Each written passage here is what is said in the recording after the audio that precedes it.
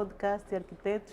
Já sabem, aqui você é informado e é formado com conteúdos de altíssima qualidade, com convidados fabulosos, experientes, não só do ponto de vista da investigação, como também do ponto de vista da prática, o exercício da profissão. Eu quero agradecer mais uma vez ao feedback tão positivo que temos vindo a receber, as contribuições de temas, de convidados. Bem, tem sido verdadeiramente positivo. E hoje vamos estar aqui mais ou menos 1 hora e trago aqui um convidado fabuloso, né? Que é o arquiteto Caína. Seja bem-vindo. Muito obrigado pelo convite, Jamila. É fantástico o programa, o podcast Arquitetos e parabéns. Eu vi desde a primeira publicação, que isso no ano passado, não é? No ano passado. A avisar. Em outubro ou setembro. E eu disse, boa, vamos ter mais conversas sobre a nossa área. Muito então, bom. muito obrigado, é um prazer estar aqui.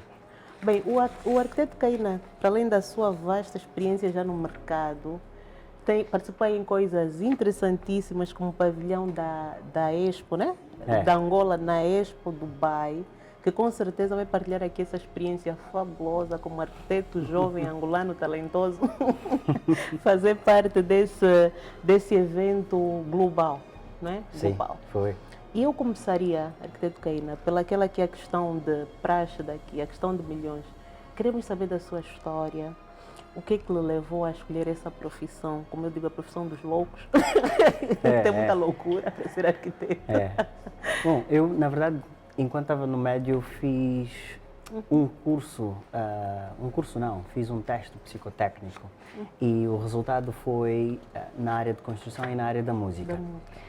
E é engraçado que durante a formação, então decidi obviamente fazer alguma coisa na área da construção e foi aí que encontrei a arquitetura. Podia ter feito engenharia civil, podia ter feito as outras Mas áreas deu de música, construção. cantava? E deu também música. A música, eu cheguei a compor algumas letras, cheguei a cantar inclusive. Isso, portanto, nos meus 20. Mas não era Kuduro, né? Não era Kuduro, se bem que eu ainda consigo. Não consigo nada, estou a gozar. Não era Kuduro, era a música alternativa. Era muito. Começou. Então, do outro lado tinha a música e que depois fui fazer aulas de música, aprender a compor, a fazer os sons, as claves de sol, portanto aprendi a tocar violão também, passei na bateria também e então fui fazendo isso paralelamente, enquanto também estudava sobre a arquitetura.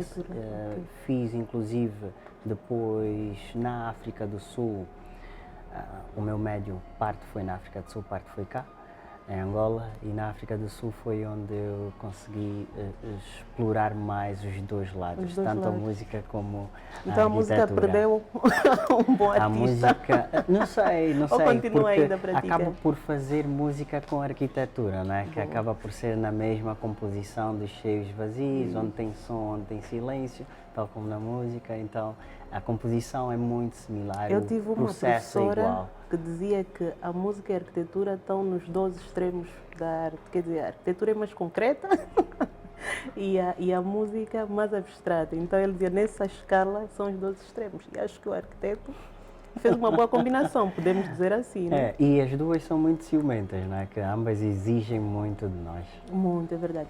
E o sonho de arquiteto sempre teve ou o que determinou de facto foi o teste psicotécnico? O que determinou para mim foi o teste, mas em tempo estava a conversar com a minha mãe e ela partilhou uma memória que eu não tinha, que dizia que uma das vezes, enquanto eu era muito jovem, eu disse-lhe que queria ser arquiteto e comecei a projetar e a desenhar e acho que a partir daí, quando fiz o teste psicotécnico, eu só me tenho a memória de ter feito efetivamente o teste, é que também comprovou, não é? O que esse percurso acadêmico pela arquitetura, como é que foi? super turbulenta, como manda a regra, porque o contexto de estudante angolano tem uma realidade muito difícil, de tudo, não é? Para acompanhar, e pior ainda para a parte da arquitetura, que a criatividade tem de estar em alta, porque não tens os materiais para poder estudar na maquete, não tens muitos utensílios e equipamentos disponíveis, inclusive a própria literatura da arquitetura tinha de ser sempre ou importada ou emprestada ou parecido. Então não foi um percurso simples, eu acho que não é para nenhum estudante de arquitetura, especificamente cá em Angola é muito mais ainda. E vá lá, consegui ter o diploma no fim de 7 anos. Alguns fazem 5 anos, eu fiz em 7 anos. Mas também já há especialistas que dizem todo mundo, cada um tem o seu tempo, né? Fez em 7, mas está realizado, provavelmente. Sim, está ali, né? tem o diploma. Porque eu conheço o arquiteto Caína já de outras leads. Uma delas é como diretor-geral da Masterplan Angola. Eu também queria que falasse um bocadinho, como arquiteto, como é que foi criar esse gabinete. Olha, foi Sei um que a desespero. Masterplan, o que eu me lembro, assim, que me vem sempre que falamos da Masterplan, é toda aquela filosofia de vida. Vocês têm aquele logotipo que tem o seu valor simbólico também. Sim. Né? Que eu gostaria que falasse um bocadinho, e por isso mesmo é que eu lhe convidei para o tema de hoje. Sim, não, com tem a todo ver prazer. com a filosofia também da Masterplan. Com todo prazer. Eu comecei a Masterplan Angola na época que estávamos numa das piores crises económicas, portanto 2014, e não havia ninguém a empregar, e eu decidi criar então a Masterplan Angola, porque e reflete um pouco do histórico ou da minha forma de estudar e de trabalhar, que é sempre com pessoas, sempre com mais uma pessoa, sempre com alguém. E durante o meu percurso académico, e isso também foi uma das partes difíceis, é que enquanto eu procurava sempre partilhar e colaborar com colegas, a maioria dos colegas, e vejo isso a nível da academia aqui em Angola, é muito individualista, é muito não, deixa eu vou fazer, sou eu e apenas isso.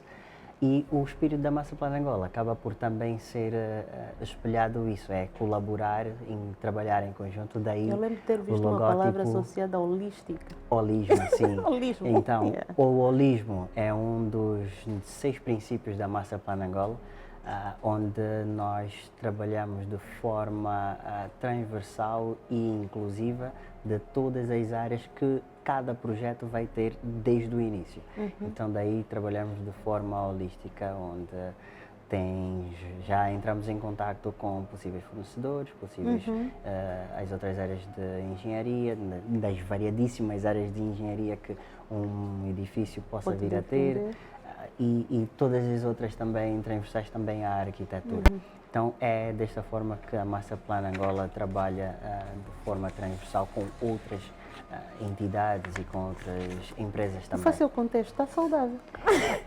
O contexto consegue sobreviver, saudável não está, o país inteiro infelizmente está a passar por uma fase muito preocupante e perigosa para a existência de qualquer empresa. Eu sei que, por exemplo, em 2021, 13% das empresas fecharam, isto no nosso ramo da arquitetura e de construção, e que eram ateliês muito bem estruturados, mas assim, a economia que acaba então, por determinar... Sobreviventes, né? Sim, sem dúvida alguma, e o mérito é mesmo este de continuar a conseguir manter o nariz acima da água, não é? Para não afogar-se. Bem, eu toquei propositadamente nessa componente da Masterplan, porque tem a ver com o nosso tema, não propriamente falarmos de um gabinete de arquitetura, mas falarmos sobre o sonho da casa própria. Eu acho que o sonho da casa própria é uma coisa entranhada em qualquer ser humano. É, porque é vendida a ideia de termos a nossa própria casa desde o berço, não é? A gente nasce, cresce, depois tem a sua própria casa, inclusive até é bíblico, não é? Depois casa e sai da sua própria casa para criar a sua própria família, não é? Então é muito entranhada essa ideia de termos a nossa própria casa, de sentirmos-nos seguros, porque também transmite essa segurança à própria família para conseguir alcançar outras coisas. Mas na sua opinião, esse sonho da própria casa, as pessoas fazem-no da forma certa, no nosso contexto? Essa sua experiência com o projeto, essa visão holística do projeto, que no fundo uma casa começa por um projeto, né? Essa visão que como fundador da Masterplan tem, as pessoas fazem-no da forma certa? Não, pelo contrário, as pessoas fazem da forma que podem. Novamente, o contexto é muito agressivo, não é o melhor, então as questões de seguir passos e procedimentos ficam sempre à tangente a partir do momento que a pessoa precisa de dar uma resposta de qualquer forma sobre a sua necessidade, não é? Que é uma necessidade inclusive vital, a necessidade de abrigo, que é a casa, que é o sonho da casa própria. Então as pessoas não, em primeiro lugar, por terem pouca informação, pouca informação nova, não vão perder mais tempo em ir à busca para ver se há alguma nova informação, não é? E vão sempre com a inovação, com a informação que já existe, que é quem quer uma casa vai à busca de um mestre de obras e manda construir a casa. Ou às vezes até tem aqueles que constroem eles mesmos. Eles mesmos. Eu por acaso tive o prazer de conhecer um senhor no Huambo, ele fez a sua própria casa, é assim, belíssima. Ele não é arquiteto, e ele fez a própria casa, pedra sobre pedra, e é belíssima. Então, isso faz lembrar, e eu às vezes converso com alguns arquitetos e estudantes de arquitetura, e faço-lhes lembrar que nós estamos apenas no caminho das pessoas que querem a casa, nós não somos o centro das atenções. Ao contrário que alguns arquitetos acabam por roubar aqui a luz o show, não é? A roubar o show. Então, nós se estamos no processo e estamos no caminho, temos que facilitar o máximo deste caminho para a experiência daquela pessoa ser a melhor possível. Somos facilitadores. É isso que nós temos que ser. E hoje é o que nós vamos fazer aqui. Vamos facilitar o seu sonho da casa própria. Vamos falar das fases desde o sonho, né? Quando fica lá na cama assim com os papéis a desenhar a casa na mente, quando vê uma imagem no Pinterest, entre outros, e começa a construir aquela visão, até a própria construção, né?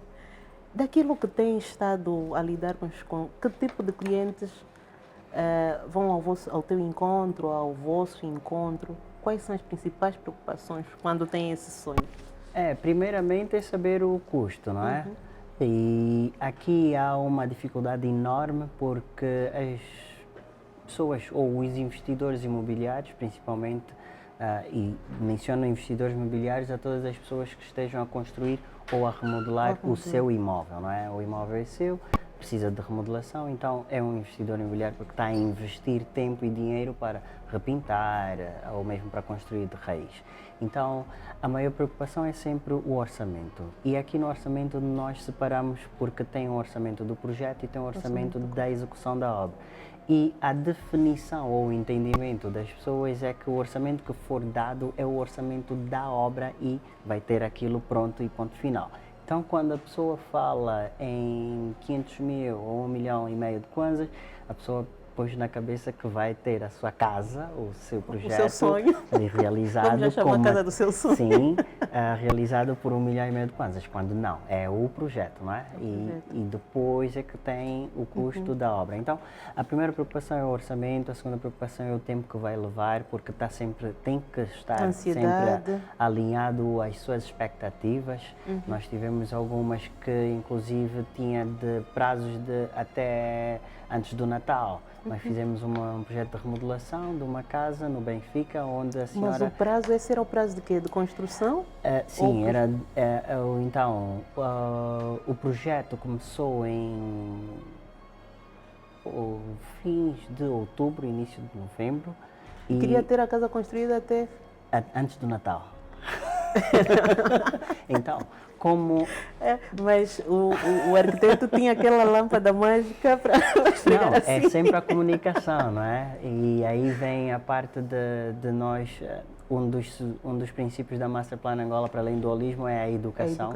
E adoro o arquiteto justamente porque também informa e forma, como mencionou. E então, nós temos várias informações, ou vários conteúdos de educação para quem vai investir ou construir ou remodelar a sua casa.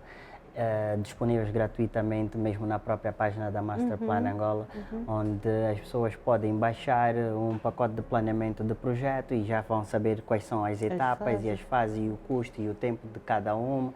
Podem baixar os 5 principais erros de donos de obra e assim já passam a saber como evitar aqueles erros. Então, nós criamos bastante material de educação e informativo disponível para as pessoas baixarem e conseguirem lidar. Então, a falta de informação, que também é um dos problemas, acaba por ser comatada dessa forma. O custo, que é o orçamento, e o tempo são os principais. Os tipos Mas, de por projetos. exemplo, imaginemos que eu começo a sonhar com a minha casa própria, porque às vezes eu acho que quem nos assiste também está com essa ansiedade. Bem, eu tenho o sonho de construir a minha casa. Por onde é que eu devo começar? Então, por acaso, nós temos também criado os 10 passos para uma construção sustentável. E aí diz literalmente cada passo. A pessoa certa, né? É muita bênção. Porque nós, quando começamos, nos apercebemos que as pessoas não sabem sobre isso, não é? Portanto, se uma pessoa tem dor de barriga, a pessoa sabe que tem que ir ao médico. Se a pessoa tem um problema judicial, a pessoa sabe que tem que ir ou à polícia ou ao advogado. As pessoas não sabem quando é que têm que ir para um arquiteto, não é? Então, precisa primeiro informar e educar para depois a pessoa, então é um arquiteto que eu preciso, ou então é um designer de interiores que eu preciso. Então, nós criamos efetivamente todos esses passos. Então, falando dos 10 passos para uma construção sustentável, nós identificamos 10, só para resumir, são variadíssimos, como sabe. E cada um, se calhar, detalha por uns 1000. Exatamente. Então, resumimos em 10, porque as pessoas também, em termos de querer ler, é assim, pequenino. É assim, temos que ler mais, é importante, não é só as fofocas. Então, um dos primeiros passos é certificar que tem toda a documentação do imóvel, seja do terreno, seja da casa. Do terreno, se for para construir de raiz, e da casa, se for para querer uma remodelação. Porque existem os outros trâmites de licenças que vão ser necessários juntar esses documentos, não é? Para, antes de começar a obra, efetivamente. Então, o primeiro passo seria certificar que tem a documentação, depois seria... Ou seja, antes de adquirir o terreno ou a casa? Sim, sim. Okay. Antes de adquirir... E essa verificação, onde é que a pessoa vai? Então, o que a pessoa faz para verificar? Vai para a administração municipal local. E o local significa que é aonde está o terreno, imóvel. Ou onde está o imóvel. E aqui eu chamo a atenção que muitas das vezes os colegas das administrações às vezes pregam umas partidas às pessoas que querem construir, porque as licenças, como sabe, são uma fonte de rendimento para a municipalidade, não é? E às vezes há aqui uma, não diria uma boa feitoria, onde a pessoa tem o imóvel em Viana e, se for para Benfica, a administração de Benfica consegue ter a coragem de dizer, olha, podemos tratar aqui a licença, mas que não vai ser... Não é possível. Não é verdade. Não é o recomendável. Pois, ela até pode nem ter o a tal procedimento licença do Benfica, mas quando chegar a Viana e mostrarem, vai dizer, não fomos nós que emitimos esse documento, logo não é legal, não é correto. Então, ter a documentação é com as administrações municipais, em primeiro lugar. Depois, certificar que está em seu nome, ou em nome da pessoa que pode ter poder de decisão para fazer o projeto ou remodelar, aí sim vai definir o que é que quer e depois ir à busca de um arquiteto. Mas quando ele vai pensar no que é que quer, qual é a maior condicionante? É o dinheiro que tem ou outros aspectos, por exemplo? Eu tenho uma ideologia de que por menos dinheiro que a pessoa queira, tem de saber o que é que quer. E o mais importante de saber o que é que quer, pode até nem saber o que é que quer, é importante, muito mais importante saber o que não quer. O que não quer. Porque a partir do momento, e isso vale para tudo, não é? A partir do momento que uma pessoa sabe que não quer viver no Talatona, não vai à busca de terreno no Talatona. Que não quer uma casa de 3 pisos, não vai querer ter, não é? Então, independentemente do orçamento, é importante saber o que é que quer e o que é que não quer. Então, se a pessoa pegar aí uma checklist, olha, não quero isto, não quero isto, quero isto. Isso vai facilitar, não só a tornar claro para a pessoa, mas também vai ajudar o técnico a perceber melhor e a transformar em paredes, portas, janelas, quartos. O sonho, a montar o sonho, a trazer a realidade. Pois. Mas eu gosto muito da nossa profissão porque, quer dizer, nós conseguimos tirar, é tipo a fé, trazer à existência aquilo que é sonhado. Acho que é uma profissão muito nobre. Não são muitas as profissões que conseguem tirar da ideia e trazer à existência, sim, né? E precisamos também, e só conseguimos fazer isso com a ajuda dos engenheiros, não é? Também, porque o que os arquitetos acabam por fazer é colocar o que está apenas em ideia da pessoa que está à busca da casa própria em um papel, para inclusive, e agora aqui percebe-se o valor deste papel com essa informação, para ir à busca de um crédito habitacional. Por exemplo, e dizer que não, senhora, a sua ideia, imagina ir ao banco e depois dizer, olha, a minha ideia é ter uma casa. Mas nós também, arquitetos, às vezes pegamos rasteiras, né? Às vezes fazemos projetos que depois o cliente, financeiramente, começa depois, isto dinheiro. Sim, mas aí há maioritariamente uma mal informação de um dos lados. Que está relacionado com as expectativas dos dois lados. Tanto, por um lado, a pessoa que está à procura da casa própria tem a expectativa de conseguir compor efetivamente a casa dos seus sonhos e ter isto para depois passar para o passo da execução. E, por outro lado, tem a expectativa do técnico, arquiteto, poder ser valorizado e pago pelos serviços que ele vai prestar. Então, a falha de comunicação muitas das vezes ocorre nesta fase, onde também a própria pessoa que está à procura da casa própria, do sonho, não é claro ou deixa ou seja, não fez aquele checklist que mencionou no início, o que quer e o que não quer. Sim, mas mesmo que não tenha feito, o técnico consegue ajudar a fazer. Exatamente. Não é? Eu refiro mesmo que há pessoas que não são boas. Então, da mesma forma que existem, e nós somos seres humanos. Então, por mais também é arquiteto, também é médico, também é juiz, também somos seres humanos e somos bons e somos maus, não é? E temos pessoas, temos clientes que são maus e que aldrabam. E que dizem vou pagar amanhã e não pagam. E, entretanto, o técnico também tem técnicos maus como pessoa, não é? Nem mau como técnico profissional.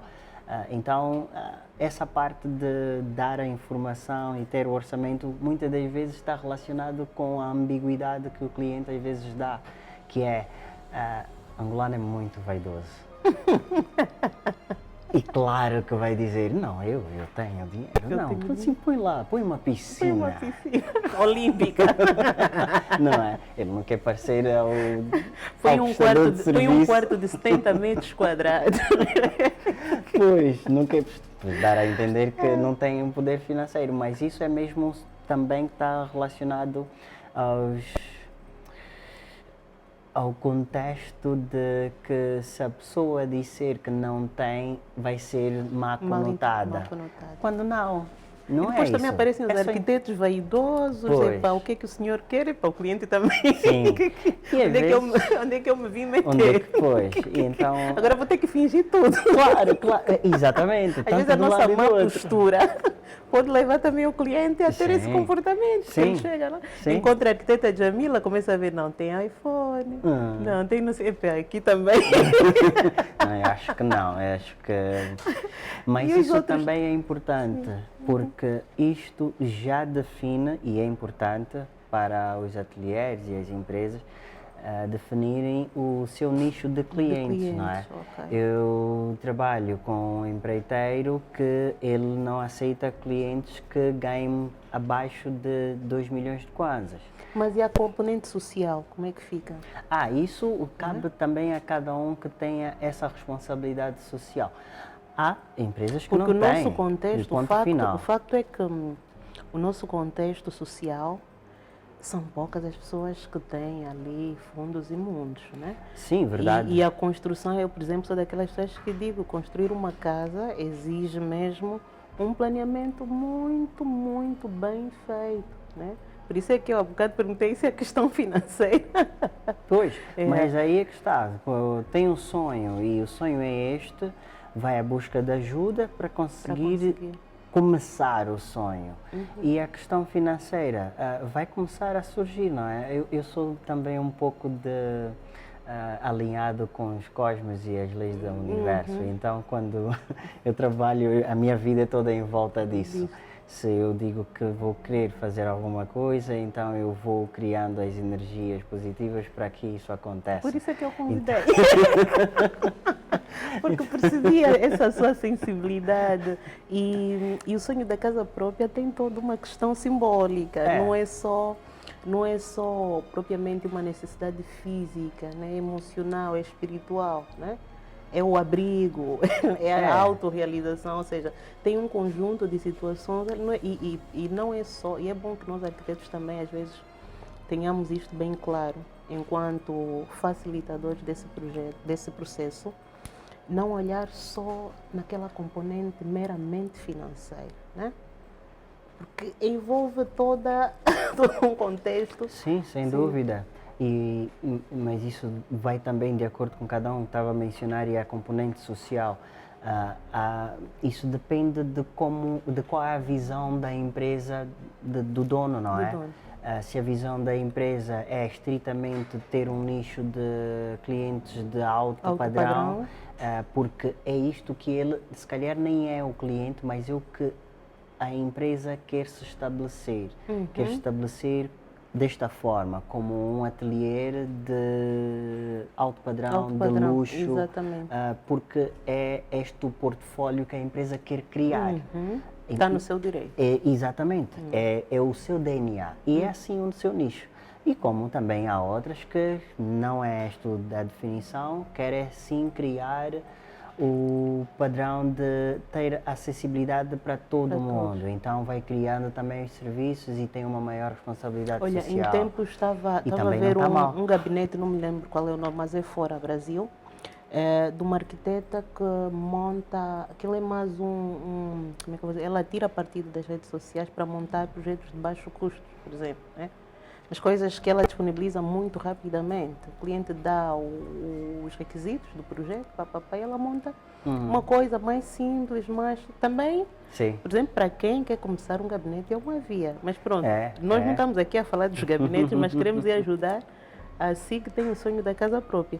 O arquiteto falava dos outros 10 princípios, os outros 9, faltaram 9, né? O outro era ver mesmo um arquiteto e aonde é que consegue procurar um arquiteto. Nós temos Em Angola é enorme, não é? São 18 províncias, daqui a bocado vai ter mais províncias, mais municípios, mais comum, né? Mas todo mundo conhece sempre alguém, não é? Exatamente. Então alguém deve conhecer um arquiteto, alguém deve conhecer um desenhador projetista. A Ordem dos Arquitetos.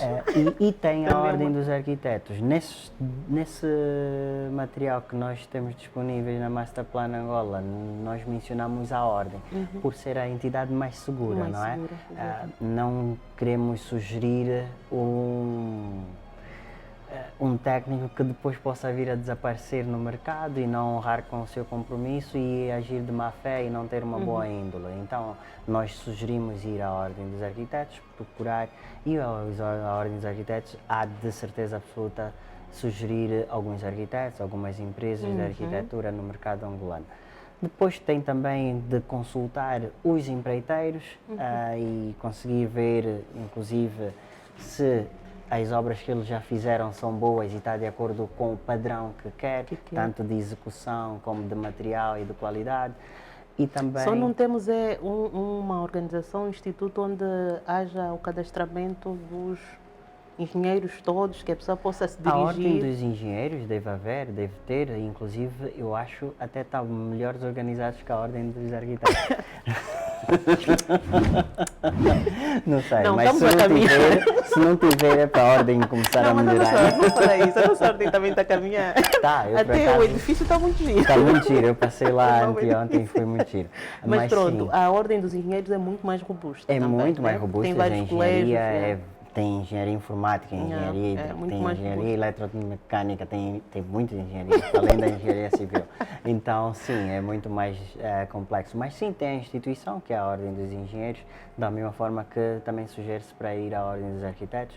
Depois de decidir, com base no resultado da pesquisa, porque isso é uma pesquisa, é escolher efetivamente um arquiteto e não decidir ir por si só.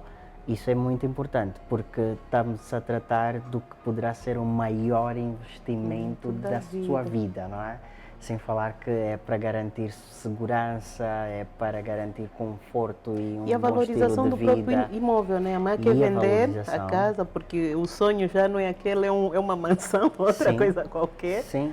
Tem que estar bem feita para poder fazer, né? Então, tem essa questão para depois selecionar o arquiteto e começar efetivamente a desenvolver o seu projeto da casa, do sonho da casa própria, não é? Então, vai vendo que está a ficar cada vez mais próximo de realizar o sonho. E então tem esses passos todos. Isso, por exemplo, é um checklist que pode encontrar, por exemplo, na Master Plan. Sim. E na sua experiência com o cliente, daquilo que vocês têm feito, como é que vocês organizam, estruturam todo esse processo, desde o projeto até a construção? Então, nós temos um fluxograma onde mostramos que, na verdade, é um mapa, onde mostramos aonde o cliente está e aonde ele vai ficar no fim. Então ele tem o desenho da rota toda de todos os pontos. Era tão bom que disponibilizassem também isto. Eu envio. Não, para nós até não, digo mesmo para as pessoas poderem consultar. Ou então procurem o arquiteto cair aí nas redes sociais ou a Master Plan e peçam esse mapa. Não, e está disponível na Master Plan. Por acaso, nós temos a pergunta do mês e nós vamos respondendo sempre, tem sempre uma pergunta muito gritante das perguntas que a gente vai recebendo, então fazemos em um vídeo que é a parte da educação, onde colocamos lá e fica sempre disponível, as pessoas podem baixar, alguns inclusive estão no próprio Instagram da Master Plan Angola, para além do YouTube, que o vídeo estava a referir do YouTube. Então, todos esses passos são registados e são explicados antes da pessoa começar. Para a pessoa perceber que está aqui na base da montanha e o pico é lá em cima, então tem que fazer algumas paragens de quando em vez para descansar, de correr, não é? Então, os passos acabam sempre por ser o anteprojeto, o projeto e depois a visita, a constante visita ao local para perceber que não há nenhuma alteração, a constante revisão, porque nós não trabalhamos para o cliente, mas sim trabalhamos com o cliente. Então, nós exigimos muitas das vezes informações do cliente para ele sentir-se parte do processo. E aí conseguimos criar um melhor relacionamento, porque feliz ou infelizmente, o nosso negócio baseia-se muito à base de referências e são a partir desses relacionamentos. Então, depois dessas constantes reuniões, vai-se fazendo em cada reunião a apresentação evolutiva do projeto, não é muito diferente do que se vem fazendo. O que se calhar é diferente, nós fazemos sempre as apresentações onde vai ser a obra. Não Ou seja, para ele visualizar e sentir. Mas isto, qual é o impacto que essa é bem essa maior, metodologia tem? é bem maior. A pessoa consegue efetivamente imaginar como é que vai ser e desenhamos na escala 1 por 1, lá em loco. Quando temos um cliente que consegue ter um maior poder financeiro, nós efetivamente projetamos em 3D no local, portanto isso é com o aparelho que a gente usa e com a realidade aumentada. E ele aí consegue ver o projeto no local. Consegue sentir o seu quarto de 70 metros quadrados. Isso. E depois perceber que acho que já não quero um quarto de 70 metros quadrados. Porque faz toda a diferença e economiza tempo não só para eles, mas também para nós como arquitetos. E eles conseguem tomar melhores decisões. Eu insisto, pronto, vou brincando aqui com um quarto de 70 metros quadrados, porque já vi aí de cada coisa.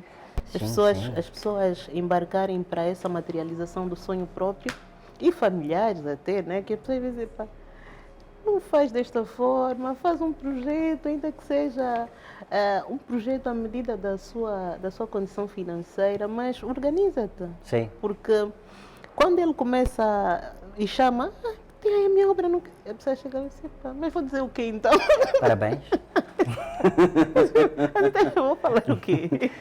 Acho que vais achar que é horrível. Eu disse, não tenho como julgar, porque você não teve o acompanhamento necessário. Então, não estar a fazer um juízo também fica injusto. Agora, se tivesse tido um acompanhamento técnico, um projeto, julgar o que está aqui ou dar alguma opinião mais construtiva seria diferente, né?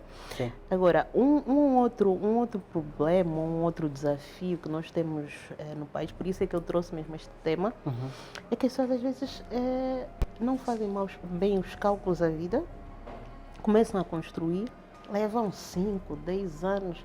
Eu às vezes digo, mas as pessoas, se tivessem noção que isso é um tempo precioso, é dinheiro lá parado, como é que você lida com esse assunto? O que é que você tem a dizer assim, do ponto de vista da orientação? Não está a falar da Praça do Quinaxix, não é?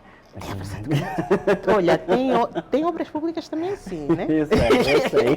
Quer dizer que eu, por exemplo, dessas questões das obras públicas, eu digo sempre, se nós mudamos a matriz do indivíduo, depois chegamos a esse nível. Porque na gênese desses projetos todos, às vezes começamos e paramos porque os recursos, está a matriz do nosso pensamento. Essa questão, nós crescemos com sonhos de ter casa, mas não nos ensinam a planificar esse sonho. Sim. Não nos ensinam que esse sonho tem que ter fases, tem que ter preparação, tem que ter dinheiro, né? Recursos. Cada fase depende o seu orçamento, né? E se nós formos até para aquele pessoal aí mais das economias e contabilidades, eles depois começam a aplicar aí as taxas. Sim, os impostos, isso é importante, tem que estar bem equacionado. E a pessoa vê que afinal aquele dinheiro que inicialmente você fez uma previsão de X, pelo tempo que a obra está paralisada, aquilo já não é X, mas já não é 200, mas são 300. Sim, sem falar da inflação, né? Inflação. Que é o que muitas das vezes os investidores imobiliários acabam por não equacionar. Então, e também muitas vezes por não saberem como é que a inflação funciona. E é tão simples quanto se esse sofá custou 100 mil kwanzas, amanhã por causa do aumento do custo de vida e aumento dos preços, o mesmo sofá agora vai precisar de ser 3 vezes os 100 mil kwanzas. E é exatamente o mesmo, a madeira é a mesma, o sofá, a pele é a mesma, o sonho é o mesmo, só que amanhã vale mais do que Só que amanhã vai levar mais dinheiro para comprar exatamente a mesma coisa. E o mesmo acontece com o sonho da casa própria. Então, é sempre sugerido começar a planear agora do que mais tarde, porque mais tarde vai ficar mais caro, e vai ser sempre só mais caro, nunca vai ser mais acessível. Apesar de que existem sim as crises económicas, isso a nível mundial, que acabam por afetar, e principalmente cá em Angola, é um país totalmente dependente do petróleo, não é? Não vamos aqui brincar com o turismo e chamar os turistas para virem fazer safaris ou brincarem de lá, mas ó, preciso não. Estou a gozar, estou a gozar. Mas é importante perceber o fator da compra e da venda ou arrendamento dos imobiliários está diretamente ligado com o petróleo. E conseguiu-se perceber isso mais precisamente nestes últimos 10 anos, onde tivemos altos e baixos com o petróleo e tivemos empresas a virem e a saírem, não é? Tivemos muitos expatriados a virem, depois tivemos muitos expatriados a saírem e agora temos alguns expatriados a regressarem e a venda e o arrendamento está literalmente diretamente ligado a isso. Por quê? Porque são os maiores compradores, são os maiores investidores, são quem mais arrendam porque precisam de acomodar a equipa ou precisam de... as pessoas mudam-se. Por acaso, em tempo estava a ver alguns vídeos, já percebi-me que há muitos brasileiros a virem para cá e acabam por, na verdade, serem quase sempre os estrangeiros a fazerem mais investimentos imobiliários. Começa a haver aqui uma alteração desse gráfico, onde começa a ter alguns, tanto a proporção ou o rácio de estrangeiros versus nacionais começa a alterar e agora tem também um número significativo de nacionais a fazer esses mesmos investimentos a nível Mas, por exemplo, para quem quer construir a sua casa, né? Olhando agora nessa questão que eu mencionei, do tempo de construção, como é que devia ser este plano? Se nós tivéssemos de deixar aqui, para complementar aqueles 10 pontos de calor, como é que eu devia me preparar para construir a minha casa? Então, depois de seguir tudo aquilo e começar a acompanhar os passos todos do projeto de arquitetura, como já estava a mencionar, até chegar ao projeto de execução final, vai ter o projeto que é necessário entregar, voltamos novamente quase que ao ponto 1 sobre a administração municipal, porque é lá onde tem que entregar o projeto, não é? Ou seja, toda a obra que fizer tem que ser licenciada pela administração local. Sim. Não vão fazer obra sem licenciamento. É obrigatório por lei, se tiver a agir de outra forma é crime, e por ser crime leva multa e pode ser sancionado e todo aquilo as multas vão de até 2 milhões de kwanzas ou até mais. Isso por uma razão muito simples. As administrações locais, né, conhecem o território, têm os seus planos ou deviam ter os seus planos de ordenamento. Né? E a não observação desse princípio de buscar a licença e tal, depois condiciona todo o desenvolvimento urbano de um dado município, porque começam a surgir as habitações, a construção informal, em situações de risco. Sim. Uma série de problemas que vão por aí, né? Sim, mas também, agora que mencionou isso, este ponto é real, sim, e é um dos motivos de solicitar a licença de construção nas administrações, até porque a administração precisa de perceber se o que era antes uma creche agora vai ser um hospital, ou o que era antes uma casa agora vai ser um escritório. O facto de antes ser uma casa eram 5 pessoas e não se consumia tanto, agora vai ser um escritório, são 50 pessoas a usarem um escritório. Mas a predefinição, o predimensionamento dos canais de esgoto, de abastecimento de água e tudo o resto vai aumentar. E se aumentar, a administração precisa de saber que, vamos ter que adicionar aqui a capacidade de abastecimento de água do município X, não é? Porque agora a casa que era de 5 pessoas agora vai estar a albergar 50 pessoas. E daí a licença ser avaliada, analisada e depois aprovada ou rejeitada. Porque pode ser rejeitada se não tiver, como mencionou, dentro dessa visão que a administração tem para o território, porque o terreno não é nosso. Terreno é Isso tem que Estado. ficar claro.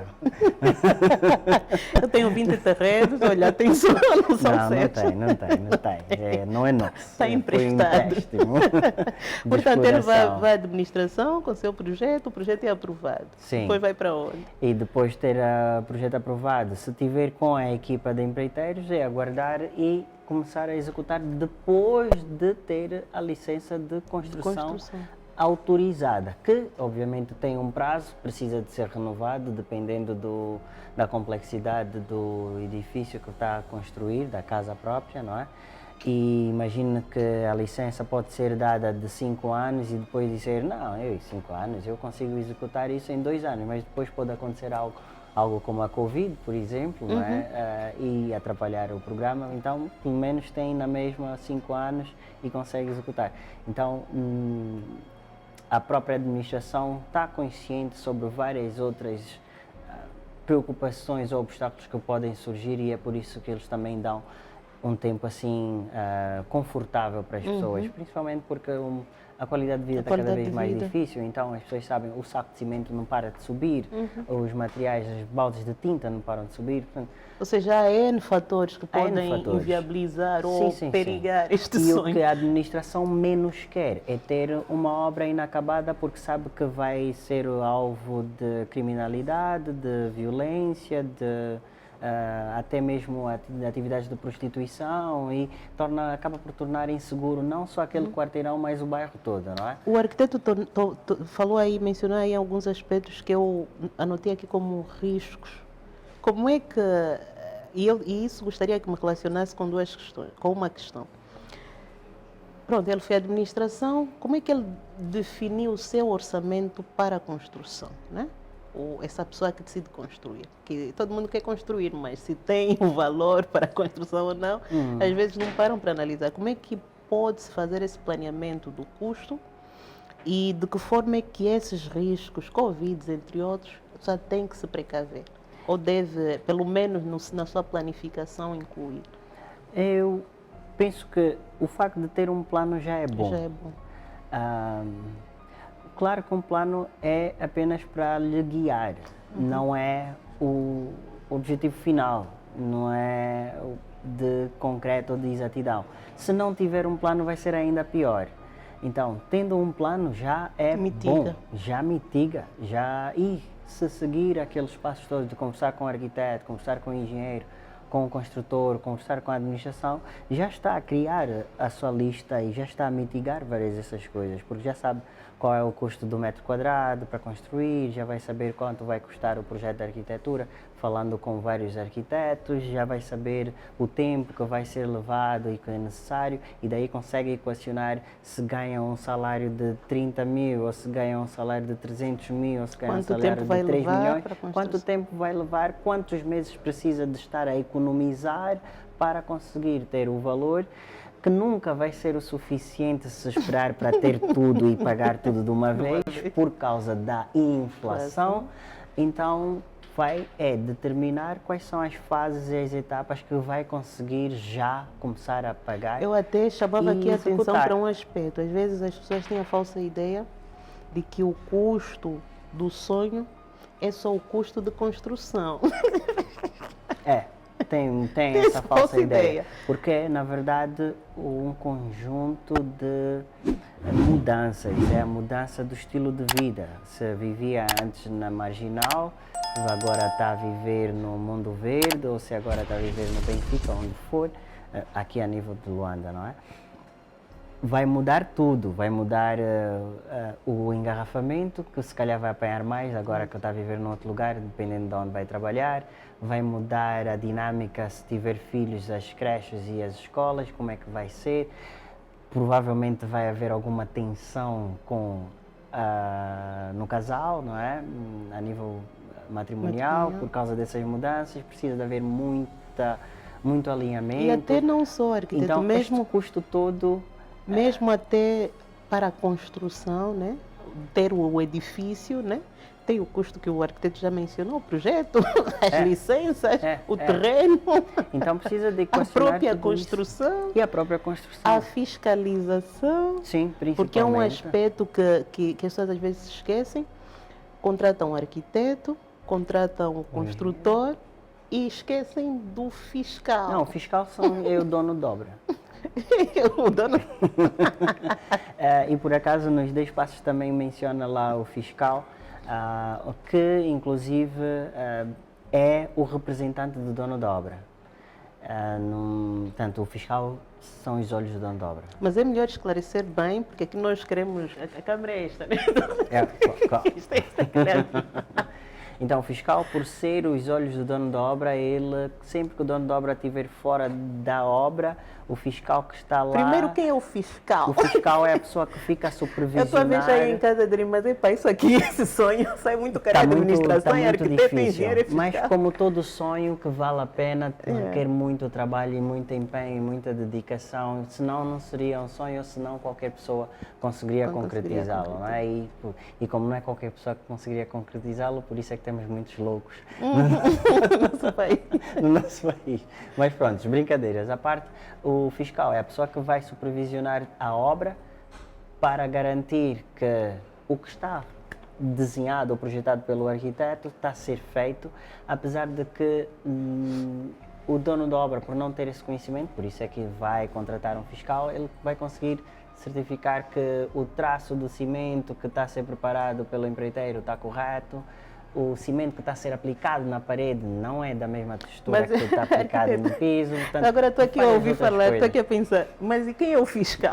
Pois, então, é qualquer... Não é o vizinho do lado, né? Pois, não é o primo. É um profissional, tal como o arquiteto, tal como o enfermeiro, tal como o advogado, é um profissional, tem uma formação em fiscalização de empreitadas de obras públicas ou algo parecido e tem bases técnicas e científicas para comprovar o que o empreiteiro estiver a fazer está correto ou está mal. Portanto, muitas das vezes até a pintura, se a parede não estiver bem preparada, o empreiteiro pode começar a pintar, mas se o fiscal estiver lá vai dizer não, para isso, prepara-me a parede antes de colocar a tinta final, não é? E quantas de mãos é que vão ser? E são essas as vantagens. E também consegue controlar aqui o tempo. Os empreiteiros são pessoas fantásticas, mas em termos de tempo não são as melhores em cumprir os prazos por N situações. Nós não temos como cumprir prazos de uma forma geral porque nós não temos sistemas cronometrados a nível do nosso modus de vida em Angola. Portanto, o táxi não chega a tempo, o transporte público não chega a tempo, logo é difícil exigir prazos, cumprimentos de prazos para todas as outras pessoas. A moeda desvaloriza, da noite para o dia. Então, é da noite para o dia. O dinheiro não estica. Sim, sim, porque... Pois, não ia dizer uma outra coisa, mas não adianta aqui falar. Então, esse é o fiscal, é um técnico supervisor responsável pela obra que garante que o prazo seja cumprido e que a execução seja feita da melhor maneira, cumprindo com o REGEO e outros regulamentos do bom construir aqui no país, respeitando sempre a lei vigente de cada município, porque há municípios que, por exemplo, a sércia ou chamado a altura do edifício é até apenas um piso, há outros que vai até 20 pisos. Então, isso varia de município para município e é isso que o fiscal também tem de garantir. Arquiteto, eu já estou aqui, estamos a chegar ao final, né? E está a me vir à cabeça, eu sou muito visual, visualizo muitas coisas, às vezes estou com os olhos abertos, mas estou a visualizar. Por isso é que é arquiteto. Já viu, né? Mas acho que ainda sou a dobrar. Eu já estou a ver aí a cidade de Luanda toda bonitinha, porque as pessoas, com certeza, que estão a assistir, vão divulgar esse vídeo, porque nós vamos estar a informar e a formar. E se cada um observar, dentro, claro, das suas possibilidades financeiras, mas ter o cuidado de adotar algumas das boas práticas e procedimentos que falamos aqui, certamente vamos ter cidades mais bonitas. Sim, sem dúvida. Mais cuidadas, vamos ter os bairros mais ordenados. Sem dúvida. E é esse o nosso papel. Não é sermos donos de toda a verdade, mas é aquela questão que falou ao início e muito bem, sermos facilitadores. E não é fácil ter aqui especialistas e pessoas que cedem o seu tempo o seu saber, a sua experiência a custo zero para estar aqui. Tem que dizer, às vezes vão pensar, olha. Sim, não houve Essa humildade de partilhar a informação, de formar o nosso povo, formar a nossa nação. E eu agradeço muito. Mas gostaria que deixasse aqui um resumo do que nós falamos, um conselho, uma orientação, em tom de... Eu se calhar, se puder rapidinho, antes de ir para aí, eu se calhar mencionava também a importância de ter o projeto da arquitetura para estar mais próximo da casa própria, do sonho da casa própria. Está muito relacionado também com agora que devem saber e já ouviram falar do aviso 9, aviso 10 do BNA, que dá aqui algum crédito ou permite que os bancos comerciais deem esses créditos às pessoas, não só para a compra do imóvel, mas também para a autoconstrução, que antes não havia. Esse é um tema que vamos falar provavelmente no próximo episódio. Antes não havia a autoconstrução, não estava incluída no aviso 9. Foi ajustada e agora permite. E então, e esses avisos são super importantes e é importante as pessoas terem noção do que é que está a acontecer à volta, porque, por exemplo, sem esses avisos não se conseguia ter um crédito de 100%. E com esse aviso tens esse crédito de até 100%, até 50%, dependendo do rendimento ou do salário que a pessoa tem. Então, resumindo aqui o que a gente falou, é muito importante as pessoas terem noção do que querem a nível da casa, saberem que precisam de ter a documentação do local, se tiverem a comprar o imóvel ou se já tiverem o imóvel, para depois falarem com as administrações e saberem qual é, inclusive, a visão ou o projeto da administração para aquela zona, para aquele quarteirão.